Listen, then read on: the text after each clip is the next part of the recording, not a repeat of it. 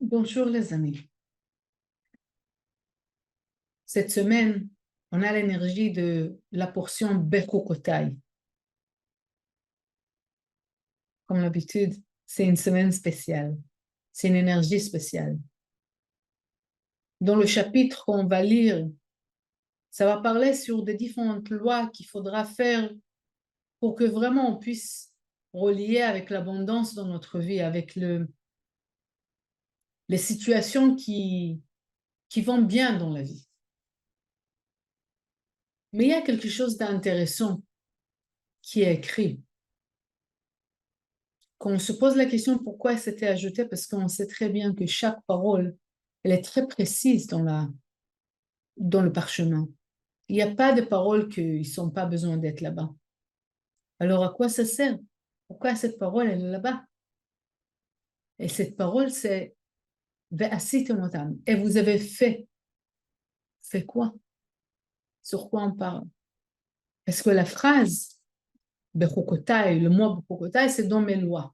Ça veut dire si vous vivez par rapport à mes lois, et en plus, c'est dit, et vous l'aurez fait, mes lois, alors vous allez vivre une vie d'abondance et tout va s'ouvrir et les choses bougent. On aimerait bien. Et peut-être les choses se passent bien. Pourquoi pas? Mais ici, on apprend quelque chose de spécial. On fait quoi? Qu'est-ce qu'on a besoin de faire? Et le Zohar écrit dans la portion de Chokotai, le verset 18,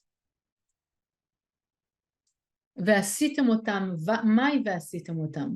כיוון דאמר תלכו ותשמרו עמי ועשיתם, אלא מן דאביד פיקודי אורייתא ואזיל באורחוי כביכול, כאילו אביד לילה אלא, אמר הקדוש ברוך הוא, כאילו עשני ועוקמו.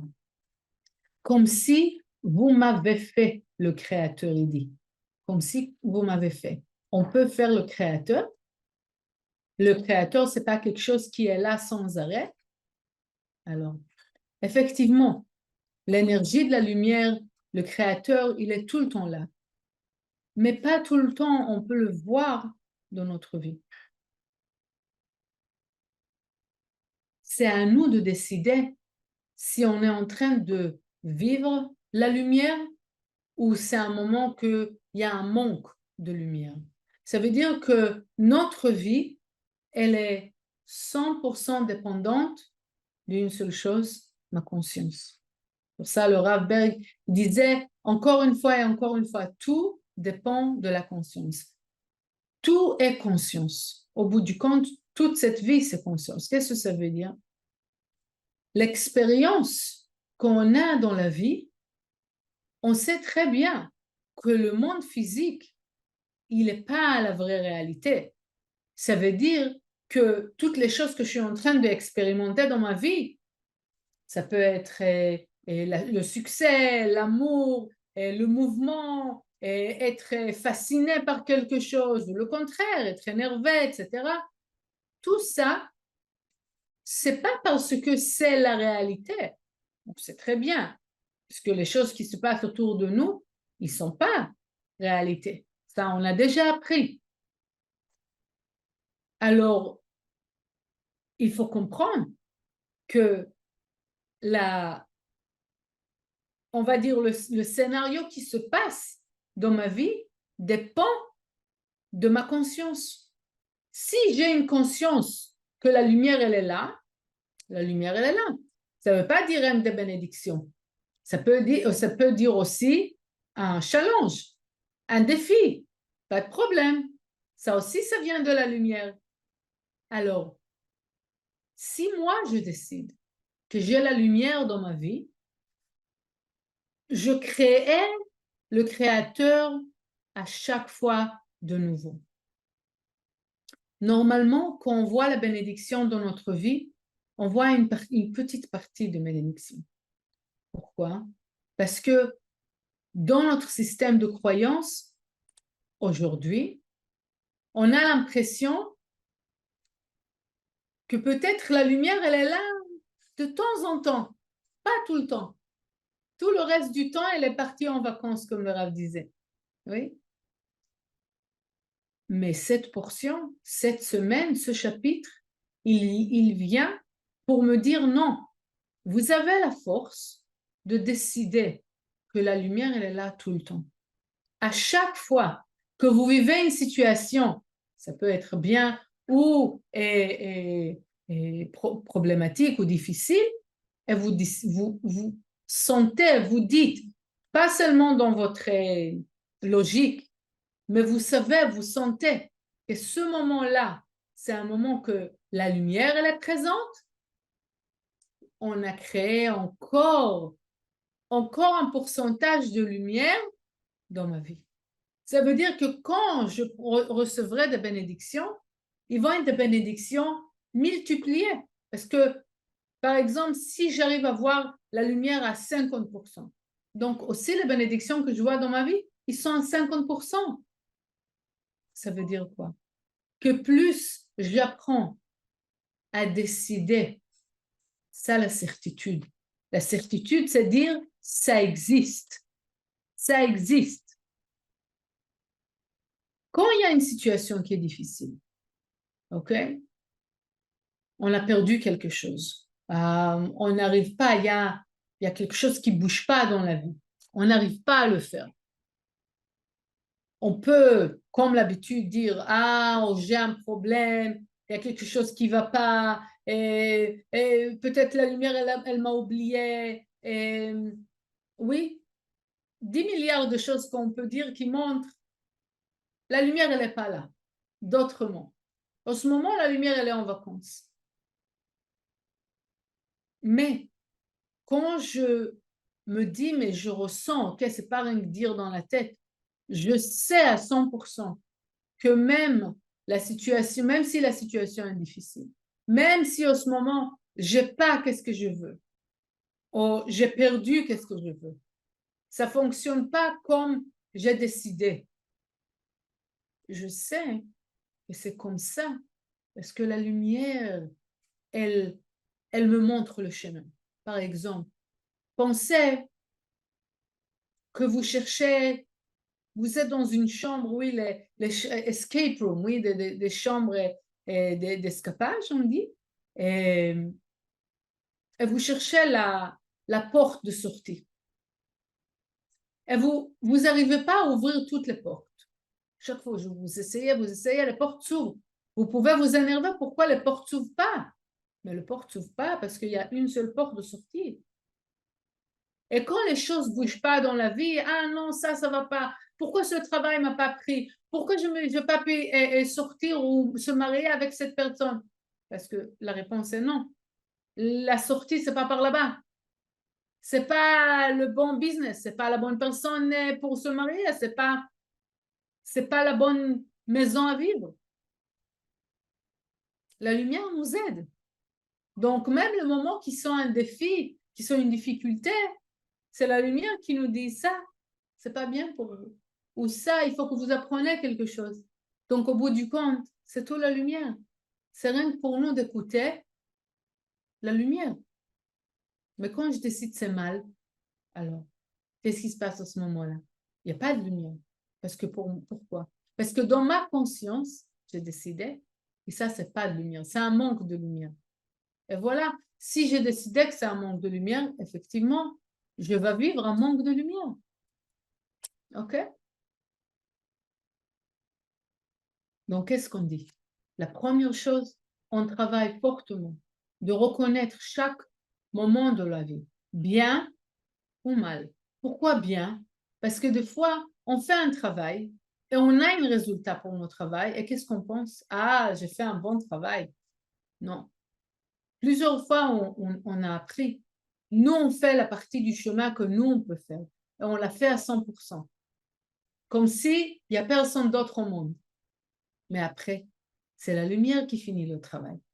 Donc, ce n'est pas moi qui a fait. OK? Il faut garder ça en conscience. Parce que si je pense que c'est moi qui a fait, encore une fois, je limite les bénédictions qui peuvent venir vers moi. Parce que ce n'est pas la lumière. Si c'est moi, ce n'est pas la lumière. Si c'est la lumière à l'intérieur de moi, oui.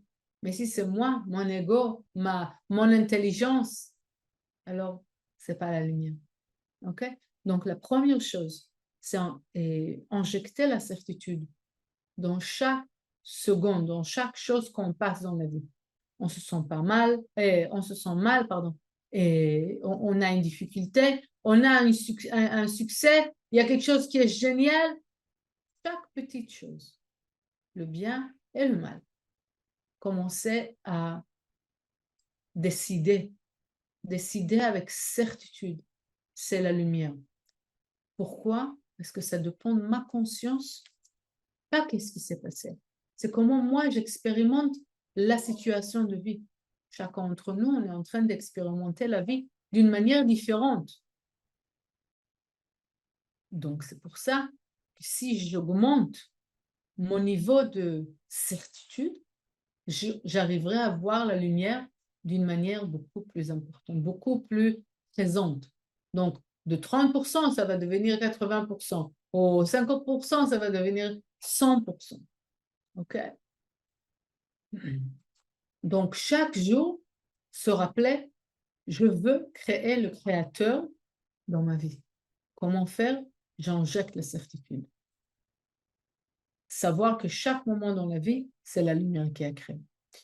La deuxième chose, c'est le paragraphe 20 dans le Zohar, qu'on s'est dit que Rabbi Shimon Bar Yochai pleure. Quand Rabbi Shimon Bar Yochai pleure, ça veut dire que c'est très important. Bachar Rabbi Shimon ואמר, ואילון לבני נשם, דלה ידעין ולמה שגיחין בעיקרה דמריהם, מן אבי דשמע קדישה בכל יומה, הווי אימה מן דיהיב צדקה למסכנים. Ici, il nous donne encore un outil. L'outil de la tzedaka, l'outil de la donation. Comment ça se fait? Quel rapport? À chaque fois qu'on partage, qu'on donne de nous-mêmes, on réveille la partie de lumière qui existe à l'intérieur de nous. Donc, quand on se bat, encore une fois, on veut être tout le temps, garder l'endroit où on veut être. Ça veut dire, on veut rester dans le point d'être créateur, ne pas tomber dans les faits. Donc, si je veux être créateur et pas être émergé et comme se noyer dans cette réalité et fausse, on va dire, ou un mensonge de réalité, d'accord? Et dire, non, toutes les choses que je vois autour, c'est moi qui crée.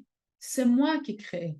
C'est moi qui a la force de créer tout ça. Surtout cette semaine et surtout dans les 2 prochaines semaines. Shavuot, c'est dans 2 semaines à peu près. C'est à Shavuot qu'on va avoir l'union entre le vase et la lumière. C'est là, c'est maintenant, c'est le dernier 2 semaines de push, oui, on continue à pousser, à se pousser. Savoir, la lumière, elle est tout le temps là. Je veux la réveiller. Je veux la lumière éternelle, ici, maintenant. Oui, il y a un doute, c'est pas normal, c'est pas logique. On s'en fout de tout ça. On s'en fout de tout ça. On a reçu les outils, les 72 noms, le Zohar, le Hana Bekoar. On a reçu la sagesse. Il y a les cours chaque semaine, chaque mois, chaque jour. Tout ça, c'est pour quoi faire? C'est pour que je puisse créer le créateur plus dans ma vie. La tzedaka, ça veut dire, d'un côté, je peux injecter la certitude. Ça va réveiller la lumière, ça va augmenter le temps de lumière. Mais il y a un autre outil. Donc, comme on a dit, la tzedaka, qu'est-ce que ça donne? Le fait quand la personne, elle donne, elle augmente par l'action de l'argent. On peut poser la question, quel rapport entre l'argent, la spiritualité et l'énergie, bien sûr. On peut parler là-dessus parce qu'il y a un lien très fort. Oui, parce que l'énergie, l'argent qu'on reçoit, qui nous appartient, pas tout l'argent qui nous appartient, ça, ça, et, ça contient notre énergie personnelle. Si vous pensez, c'est quoi l'argent? C'est l'énergie, l'argent elle-même, c'est un vase, mais ça contient à l'intérieur notre énergie, mes efforts, ma sagesse, ma conscience, ok, mes talents, mon temps, ok, tout ça, j'ai reçu de l'argent, j'ai reçu un héritage. Si, c'est le mérite des générations, ok, donc ça aussi, j'ai reçu, ça m'appartient parce que ça a à voir avec mon énergie. Donc, quand je donne la tzedaka, qu'est-ce qui se passe? Ça réveille mon énergie. Mon énergie, elle peut être l'ego, le 100% d'énergie. Ça peut être l'ego ou lumière ou l'âme. Si plus je fais des actions de tzedaka, plus je fais des actions de partage, qu'est-ce qui va se passer? Mon âme, elle a plus d'espace. L'adversaire, il a moins d'espace. Il a moins d'espace. OK? Pareil, la conscience, OK? De certitude, la lumière, elle est là, mais supportée par l'action. Ça veut dire, je décide, mon énergie, elle est là. C'est mon énergie qui est là, qui prend place. L'énergie de l'âme, elle veut prendre la place. Donc, cette semaine, c'est comme un mur entre toutes les choses qui sont passées avant, toutes les difficultés, toutes la situation lourde qui était avant. Vraiment de se décider. Maintenant, je ouvre une nouvelle page. Maintenant, c'est quelque chose de nouveau. Pas comme avant. C'est tout, c'est fini. Comment je peux ouvrir une nouvelle page? Je laisse l'ancienne conscience derrière. Et je décide, la lumière, elle est là. Toutes les choses que je pense, c'est pas bien, j'ai pensé avant, c'est pas bien, je décide, c'est bien. Maintenant, je vous dis ça, je dis, tu es folle. Avec toutes les choses que tu as vues récemment et qui se passent dans le pays, etc., qu'est-ce que tu es en train de dire? Au bout du compte, il y a une raison très précise pourquoi ça arrive. Il y a une raison pour ça. Très douloureux. Mais en même temps, il y a la lumière dedans. Il y a la lumière dedans. Et quand on décide ça, et quand on arrive à ressentir ça, les choses se passent autrement. J'appelle vous tous, de commencer à voir, commencer comme à mettre un mur, toutes les choses comme c'était avant, fini. On ouvre une nouvelle page. Une page dans laquelle la lumière, elle est là, présente, sans arrêt, sans arrêt, même quand c'est difficile. Dans votre vie privée, et quand il se passe des choses que vous dites, mais comment ça se fait? Non, ça c'est pas bien. Non, ça c'est pas bien. Au bout du compte, ça vient de la lumière, ça se manifeste par la lumière. C'est pour ça que c'est là pour nous prendre à un chemin beaucoup plus fort, à un niveau beaucoup, beaucoup plus fort. Des fois, quand un couple, oui, il y a un couple qui des fois, pas tout le temps, quand un couple il s'énerve l'un vers l'autre et quand toute la vérité sort dehors, beaucoup de fois après, qu'est-ce qui se passe? Il y a comme une très grande épée entre eux. Oui. Des fois, il y a un ménage à faire. Pourquoi comme ça et comment? Je ne vais pas rentrer dedans. Mais aujourd'hui, qu'est-ce qu'on peut faire? C'est mettre un mur. C'est fini. Maintenant, la lumière, elle est là partout. On décide. C'est la lumière. C'est la lumière. Tout est lumière. Et quand je commence à voir les choses de cette manière-là, les choses commencent à sortir. Les bénédictions commencent à sortir d'une manière beaucoup plus forte qu'avant et d'une manière avec beaucoup moins de logique. Et c'est bien. C'est mieux comme ça. Et comme on veut arriver à Shavuot à vraiment tirer la force de l'immortalité, vraiment la force de l'immortalité, la et,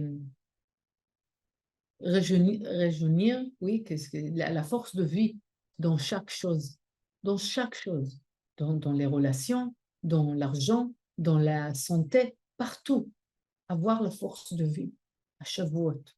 Donc là, ces 2 semaines qui viennent, ne restez pas dans le médiocre. Ça va.